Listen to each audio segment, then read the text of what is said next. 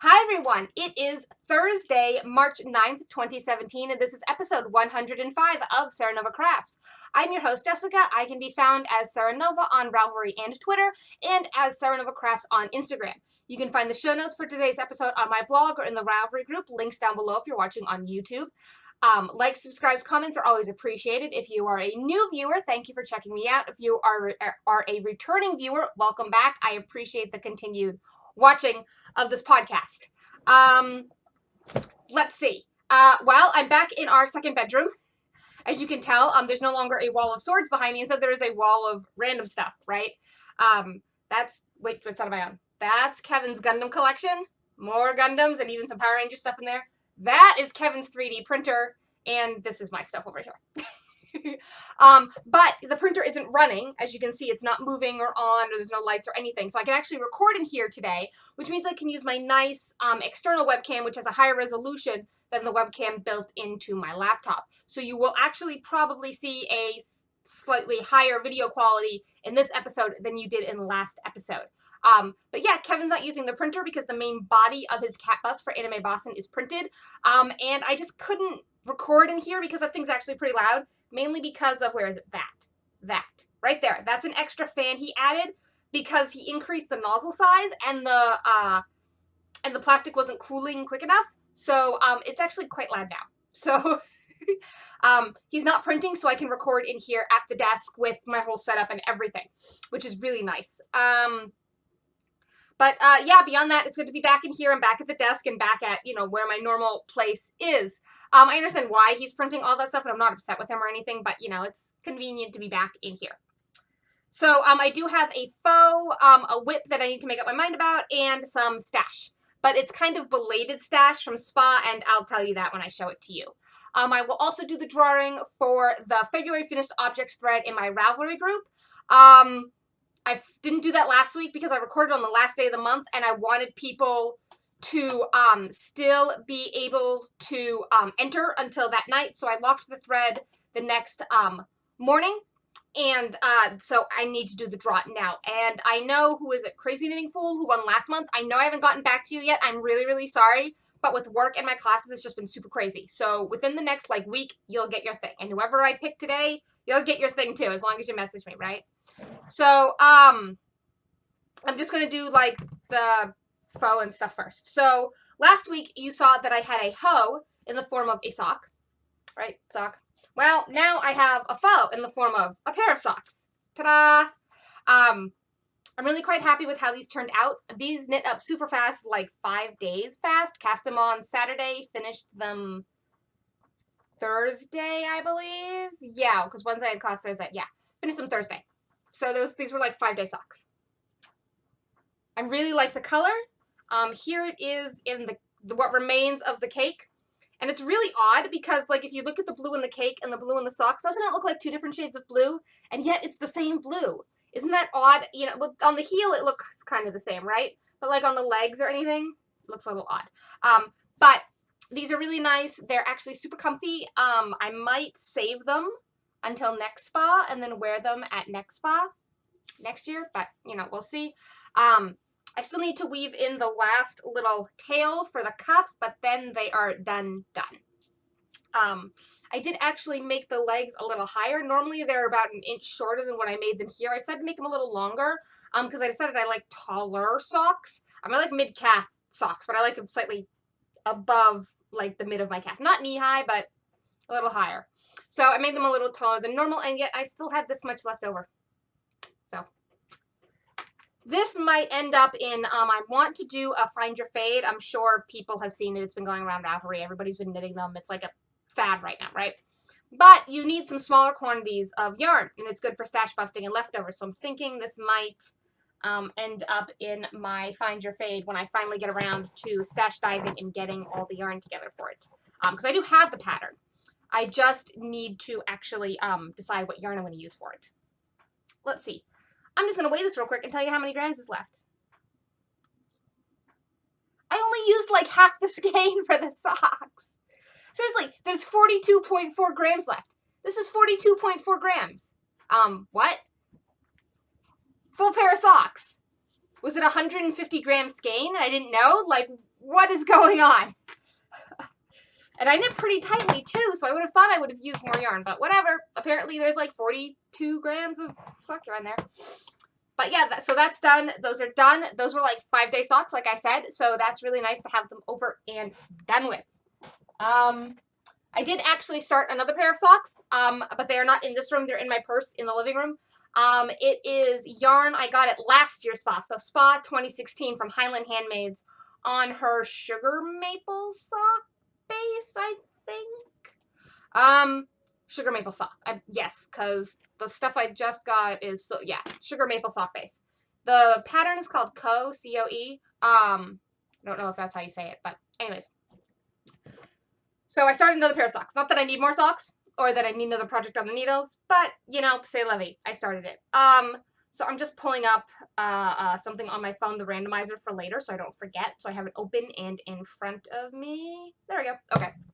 So now on to whips. I pulled out an older whip that I started back in November of last year, and I've been working on it. By the way, this bag is from Sue of the Two Tangled Skeins podcast.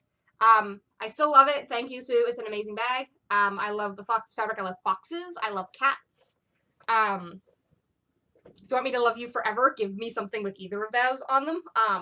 Anyways, what I've been working on is a shine, which is a scarf. It's a paid-for pattern on Ravelry, but it's a scarf that's knit on, like, the bias. And I haven't been feeling it. I think it's the yarn and pattern combination. I definitely think I want the finished object, but I don't think I want it in this yarn. I don't think this yarn is what I don't think this pattern is what this yarn is destined to be, basically. So I think this might hit the frog pond. I mean, it's a nice pattern. It's well written. It's easy to follow. I have no issues with the pattern. I just think it's the yarn pattern combination that I'm not feeling. So I think that is actually going to hit the frog pond. Other than that, I haven't been really working on too much. Other than that other pair of socks that I can't show you. Excuse my yawn. I'm going to take a quick sip real quick. There's a place here in New Hampshire called the Red Arrow Diner. They're in Manchester, Milford, Londonderry, blah, blah. And you can buy these souvenir cups. It comes with soda, but I just use it for water. They're really nice. And, like, they make a big deal of it if you haven't been there before. But they just have really good food. Like, it's just like, I mean, it's diner Americana food, but it's actually pretty good. Anyways, on to stash now that I've moistened my throat, because we've been running the humidifier like crazy and the apartment is still like super dry. So I needed to moisten everything. So like I said, this is delayed stash.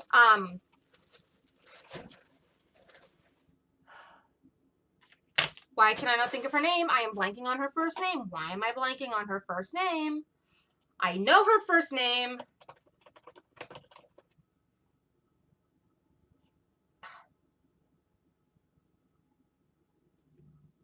Heather. Yes, Heather. Sorry. Oh my God. I could not think of her first name, right? I was just total blank, right? So Heather, who is the dyer for Highland Handmaids, she was at Spa.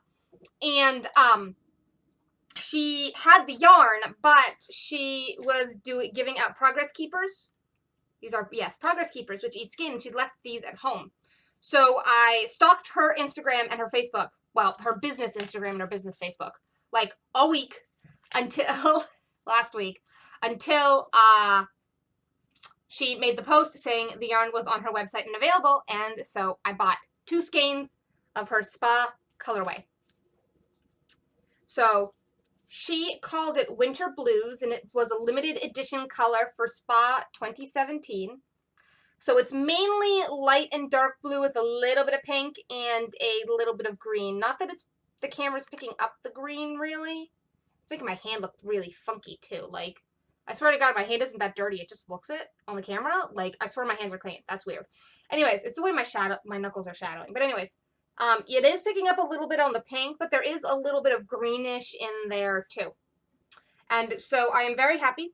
And it is on her silver maple sock base, which is 60% superwash merino, 30% bamboo, and 10% nylon, 425 yards each skein, which means I have 850 yards to play with. So I'm thinking a nice big shawl is in order. And it actually is pretty soft. It's not like super soft, but it is pretty soft. And the nylon gives it that strength. So this is my belated spa stash. And she is actually based in Maine, and it's highlandhandmaids.com, so you can just go check out her yarn. She does really good stuff. She does yarn and fiber as well, and both are really good. And you guys saw what else I got from her in last week's episode. And then the Progress Keepers are from Owls on Dantes, which is Leanne Duguay. And she's got an Etsy shop, and she's on Ravelry. But they're I Heart Knitting. There you go. Progress Keepers. There we go. Now you can see them. And I got two because you got one with each game. So I got two. Come on. Refocus on me. Come on, camera. Come on. Refocus on me. There we go. Had to manually go in and refocus. So, yeah. Got the stitch markers. Got the yarn. And that is that. So, lastly, I'm going to do the draw for the February finished objects thread. And it is 2 to 25 because my post is always first, so it's always post number 2. And I'm going to click the randomize button. 17. Post number 17. And post number 17 is Jennifer Stack. Hi! You're the winner. And I actually got to see your Snow Day shawl in person at our local yarn shop last Friday. I won't be there this Friday, but last Friday I got to see it, and I want one. But seriously, go check out her Snow Day shawl. It's all like a gradient of grays and cream, and it's actually like super pretty. But Jennifer, you're the winner, so send me a PM on Rav, or you can just tell me in person next time I see you, because I actually know you in real life. What pattern you would like. Remember, $6 US from me to you, and just let me know what you would like. I will make a note in my notes for the podcast so that I put it in. Let's see. Number 17, winner of February draw. There we go. And I even spelled it right without looking at my hands. Yay for touch typing. So, I think that is about it. Let's see. Let me look at my schedule for next week, because I know I technically recorded a day late this week. And because I worked yesterday, I did a 9:30 to 4 p.m. shift yesterday. So, let's see. It looks like I will actually probably record on Tuesday next week, which would be the 14th of March. Because, don't want to record on Monday. That's too soon, right? But Tuesday, I have to be at work at 1, so that's not bad. And then I have class Wednesday, Thursday, Friday. So, yeah, it looks like Tuesday next week. Also, Purim is this weekend. So if you are Jewish, Chag Purim.